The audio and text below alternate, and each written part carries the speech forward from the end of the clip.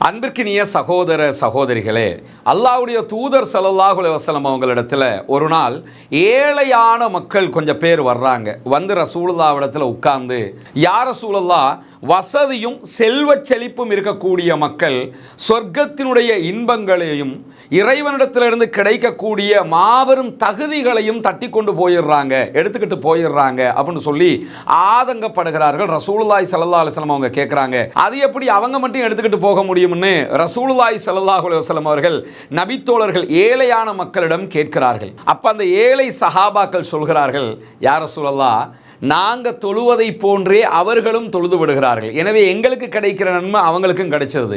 நாங்க யுத்தத்தில் வந்து சண்டையிடுகிறோம், எதிரிகளோடு போராடுகிறோம், நாட்டை பாதுகாப்பதற்காக ஜிஹாது செய்வதற்கு வருகிறோம், அதே போன்று அவர்களும் செய்து விடுகிறார்கள், அவர்களுக்கும் அதே நன்மை கிடைத்து விடுகிறது. இதை தாண்டி அவர்களிடம் இருக்கக்கூடிய சொத்துக்கள் செல்வங்களை கொண்டு நிறைய தான தர்மம் பண்ணிடுறாங்க, எங்ககிட்ட சொத்து செல்வம் எல்லாம் கிடையாது, எனவே நாங்க எப்படி தான தர்மம் பண்றது?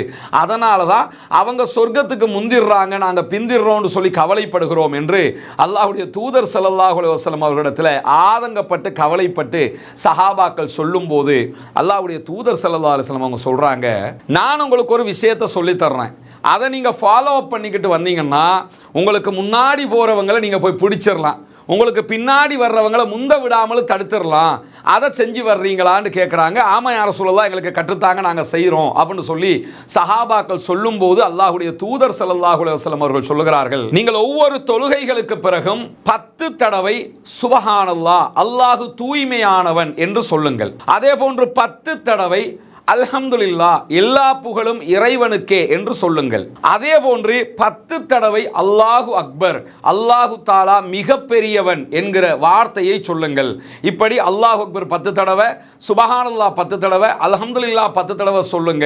உங்களை முந்தி போறவங்களை நீங்க முந்தி போயிடலாம், அதே நேரத்தில் உங்களுக்கு பின்னாடி வர்றவங்களை முந்த விடாமலும் நன்மையில் நீங்கள் முந்திக் கொண்டே இருக்கலாம் என்று நபிகள் நாயகம் ஸல்லல்லாஹு அலைஹி வஸல்லம் அவர்கள் சொல்லுகிறார்கள். சஹீஹுல் புகாரியிலே இந்த நபி மொழி பதிவு செய்யப்பட்டிருக்கிறது. ஆனால் பின்னாட்களில் இதே நபித்தோழர்கள் நபிகள் நாயகத்தில் வருவார்கள், யா ரசூலல்லாஹ், அதையும் அவங்க பண்ண ஆரம்பிச்சிட்டாங்க, அவங்க அதுலேயும் நன்மையை கொள்ளையடிக்க ஆரம்பித்து விட்டார்கள் அல்லாஹ்வுடைய தூதரே என்று வந்து சொல்லுவார்கள்.